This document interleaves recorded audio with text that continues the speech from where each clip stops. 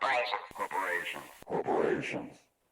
Corporations being artificial and created by legal process, being born of statute, and therefore government borrow from the government treasury, which puts energy into existence by extorting the people by inflation, a hidden tax, and agreement for profit with the private Federal Reserve. Government has both the corporate side for daily operation, or the public person, and the agency for enforcement of public policy, regulation, and statute. Whenever a public regulation, policy, statute is offended, the agency must hold someone responsible with commercial charges to mend the offense, either by imprisonment or by allowing the offender to use the charges to purchase public goods and services. When the individual is held in prison, the charges are used by the public for public needs and public expansion, but the individual who holds the charge is held on account with no personal use. Once a corporation manufactures a product that is consumed by the public, for example, public goods and services, that it has paid for,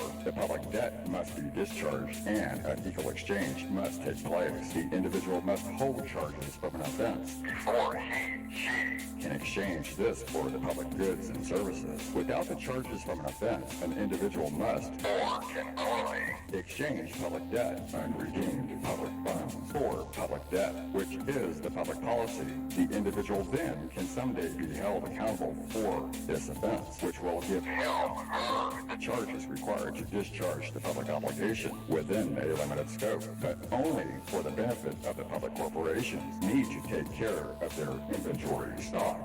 This accountability can come in the form of either illness or legal redress. This occurs when a corporation either allows a person to hold and consume the public liability, which prevents it from passing through to the government, which causes the passover, or by holding the charges, energy, back for the use and consumption of the industrial complex. We can be the holder in due course, which means someone, government, is holding the charges, energy, for our benefit. We are to pass our debt to the government instead of to another individual. When an individual does experience either medical or legal problems, the modern practices of either of these professions, with their latest voodoo and chromium-plated theology practices, can only treat the symptom and not the root cause. If they were to treat the root cause, they would either bury or imprison their client because of their limited license. They are not allowed to attend to this primal concern. Least they obtain a charge that must be addressed and create a repetitive cycle that can never end. This is one reason why there is no remedy in the public system, though we need it as it is, but one that must regulate the commercial transactions between individuals